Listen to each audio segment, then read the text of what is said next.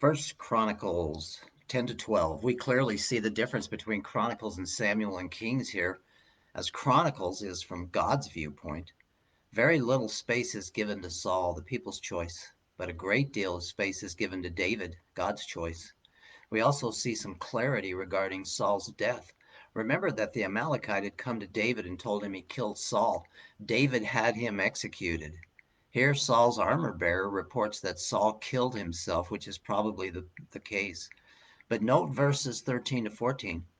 So Saul died for his trespass, which he committed against the Lord, because of the word of the Lord, which he did not keep, and also because he asked counsel of a medium, making inquiry of it, and did not inquire of the Lord. Therefore he, God, killed him and turned the kingdom to David, the son of Jesse. God made the call and orchestrated the action.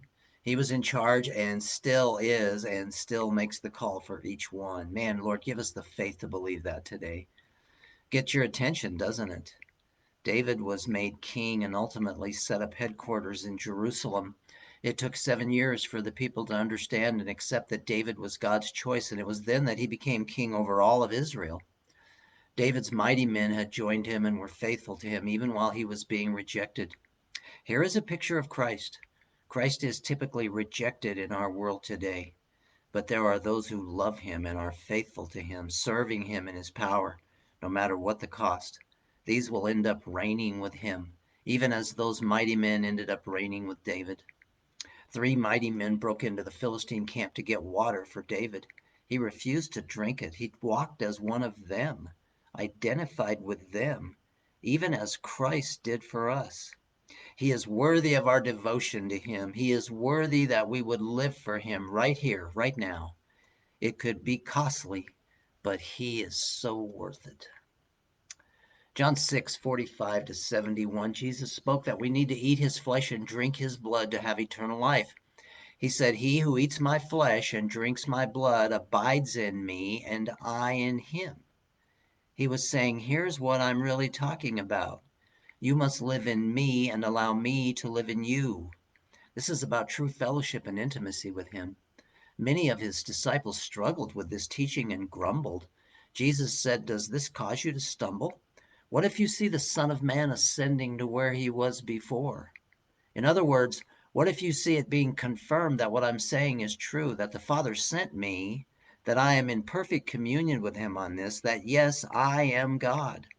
He said, it is the Spirit who gives life. The flesh profits nothing. The words that I have spoken to you are spirit and are life. If you really want truth in your life, don't try to understand this in your fleshly realm. Ask the Father to communicate truth to you in the spiritual realm. And that will only happen if you're born again. And he was saying, for this reason I have said to you that no one can come to me unless it has been granted him from the Father. Only he can give you the ability to understand this. You must come in humility and ask him to reveal what is truth to you. As a result, many withdrew and did not walk with him anymore. Jesus said to the 12, you do not want to go away also, do you? Simon Peter answered, Lord, to whom shall we go? You have the words of eternal life. We have believed and have come to know that you are the Holy One of God. Have you come to know this? Have you asked God to reveal truth to you regarding Jesus?